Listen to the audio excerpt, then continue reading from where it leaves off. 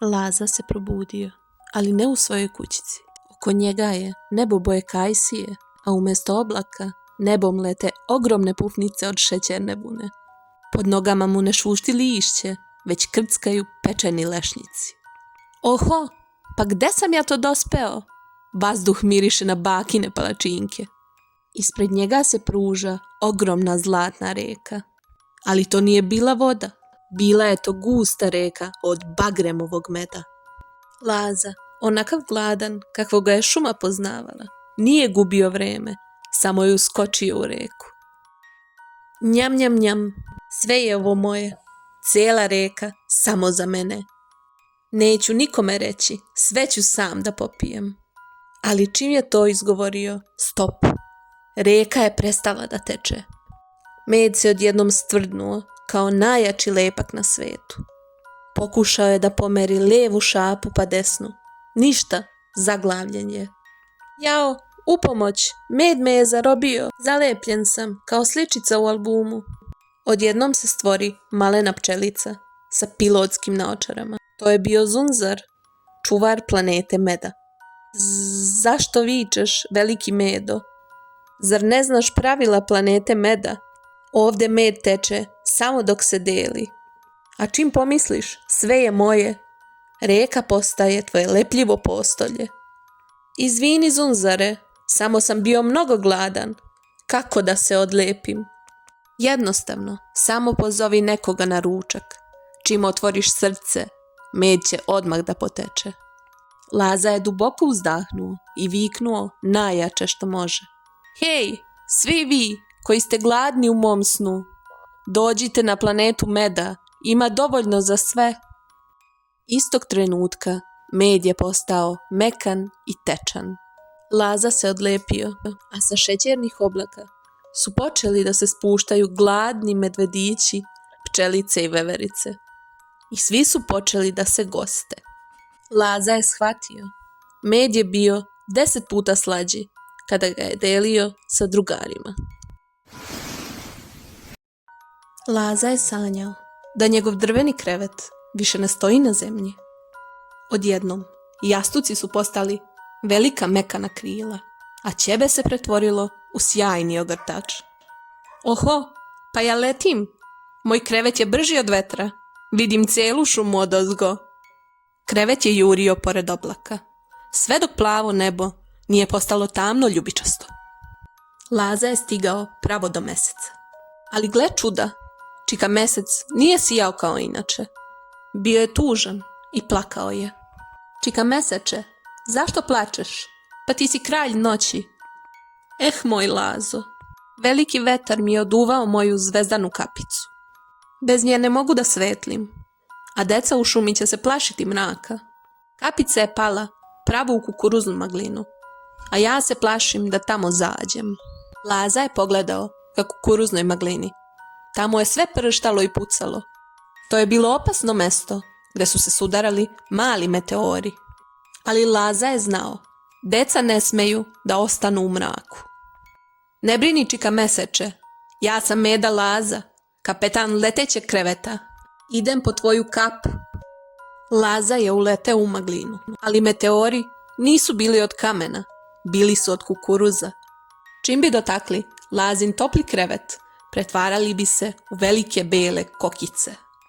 Pa ovo je sjajno, pucaju kokice svuda oko mene. Samo treba da se provučem, hop, i levo i desno. Iako mu je srce brže kucalo, Laza nije stajao. Uhvatio je svetlucavu kapicu, baš pre nego što je nestala u crnoj rupi od čokolade. I tako se Laza vratio do meseca i stavio mu kapu na glavu. Hvala ti, Lazo, bio si veoma hrabar. Znaš šta, čika meseče, i ja sam se malo plašio onih kokica, ali sam ipak otišao tamo. To i jeste hrabrost, Lazo. Biti hrabar ne znači ne plašiti se, već učiniti pravu stvar, čak i kada te je malo strah. Mesec je mahnuo Lazi, a leteći krevet je počeo polako da se spušta nazad ka zemlji. Kroz oblake od vanile, pravo u Lazin topli krevet. Laza je sanjao da su mu uši postale mala peraja, a na vratu su mu se stvorile male škrge koje mirišu na šećernu vunu. On može da diše pod vodom. Oko njega plivaju šarene ribice, a pesak na dnu sija kao čist prah od bisera. Pa ja sam morski meda. Pogledajte ove korale. Izgledaju kao džinovske lizalice. Ali zašto je ovdje tako tiho? Čuo sam da je ovdje večeras veliki podvodni bal. Laza je stigao do dvorca od školjki. Ali tamo potpuna tišina. Ribice tužno stoje sa svojim frulicama. A na sredini bine sedi hobotnica Oki, najbolji bubnjar u okeanu. Zapravo, Oki nije sedeo. On je bio vezan u ogroman, smiješan čvor. Oki, pa šta ti se desilo? Izgledaš kao pereca. Moj Lazo, hteo sam da sviram bubnjeve, činele i harfu u isto vreme. Toliko sam žurio da sam zapetljao svih 8 krakova. Što više vučem, čvor je sve jači. Bal će biti otkazan jer nema muzike. Laza je odmah hteo da povuče Okija svom snagom, ali se setio šta ga je učio drug Peca. Sporost je zlato. Pod vodom se ništa ne radi na brzinu. Polako, Oki, nemoj da mrdaš. Ja ću te otpetljati, ali moramo biti jako strpljivi. Laza je počeo. Prvo jedan krak, pa drugi, pa treći. Milimetar po milimetar, čvor je popuštao. Nakon dugo vremena, Oki je bio slobodan. Hvala ti, Lazo. Naučio si me da se najlepše stvari dešavaju onda kada ne žurimo. Zatim je Oki protegao svoje krakove i uzeo palice i počeo da svira. Sve ribice su počele da plešu, a Laza je igrao sa jednom velikom zelenom kornjačom. Shvatio je da je žurio i vukao jako, samo bi povredio prijatelja. Strpljenje je pretvorilo čvor u najlepši ples. I tako je Laza polako počeo da izranja, ostavljajući muziku i mehuriće iza sebe. Laza sanja, ali večeras njegov san izgleda kao ogromna džinovska bojanka. Sve oko njega je belo, sa crnim linijama.